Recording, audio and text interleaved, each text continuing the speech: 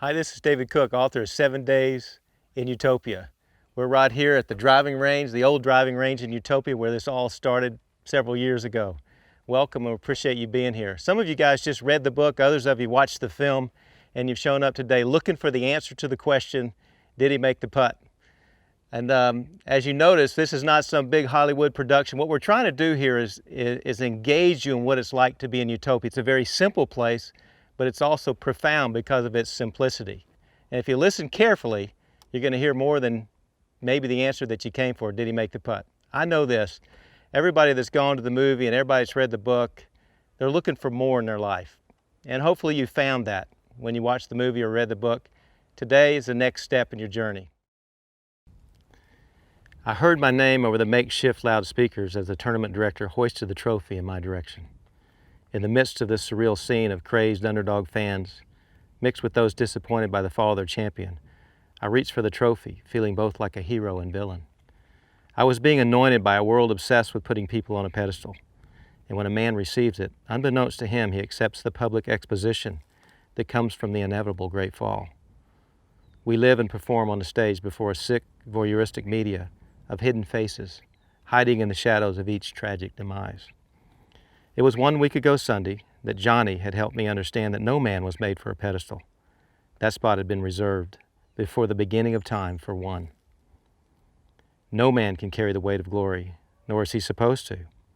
All champions fall when talent fails to hold up under the pressure, or when age or death eventually prevails in this mortal state.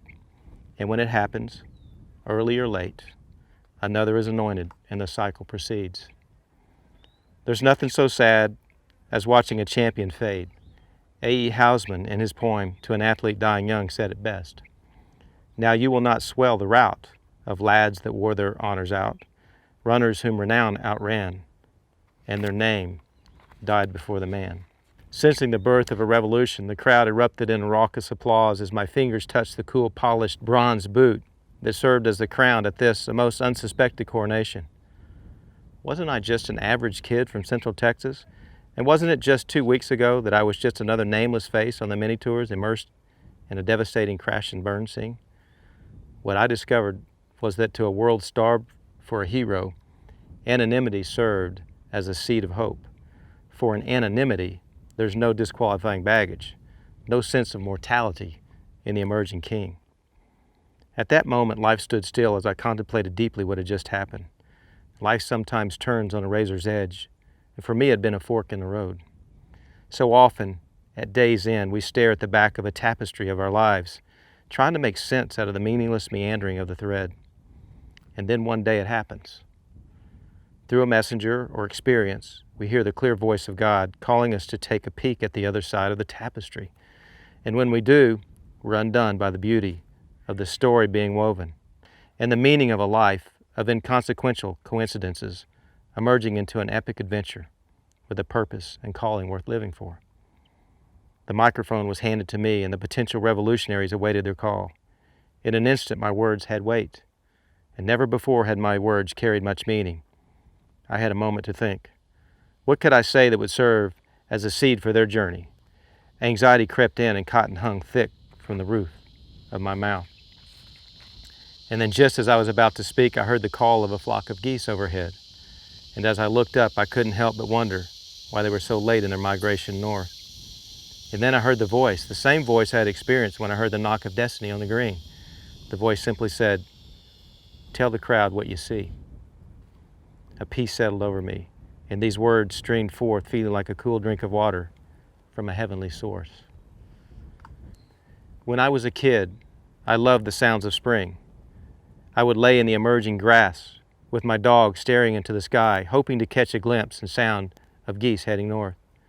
And they would fly in formation on their quest to find the nest for the birth of the next generation. And one goose always led in the V formation, while all others flew in the wake of his lead. And at this, the honk of the geese trumpeted loudly, causing everyone to turn their heads skyward. I paused to let the moment set in. And then I continued. There may be no tradition greater than an innate urge to migrate in the early spring.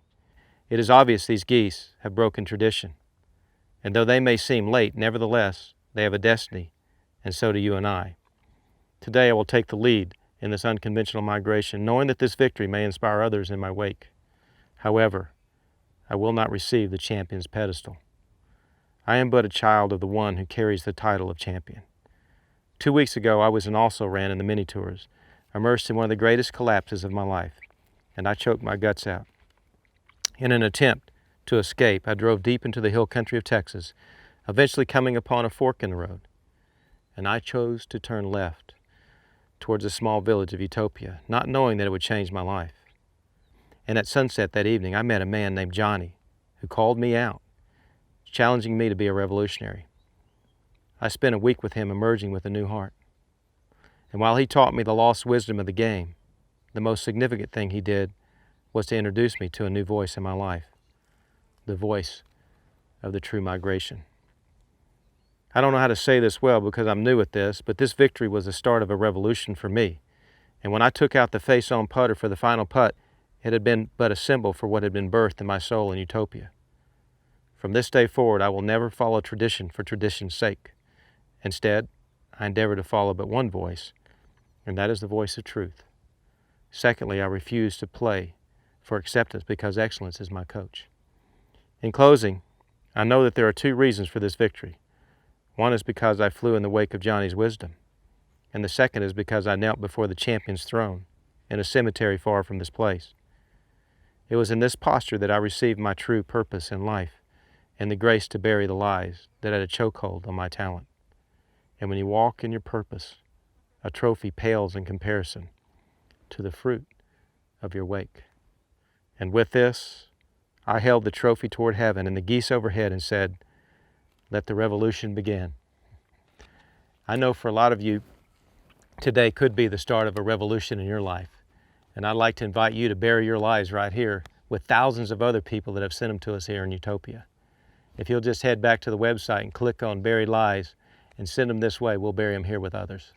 In the meantime, God bless you as you seek your dreams on this great sacred journey called your life.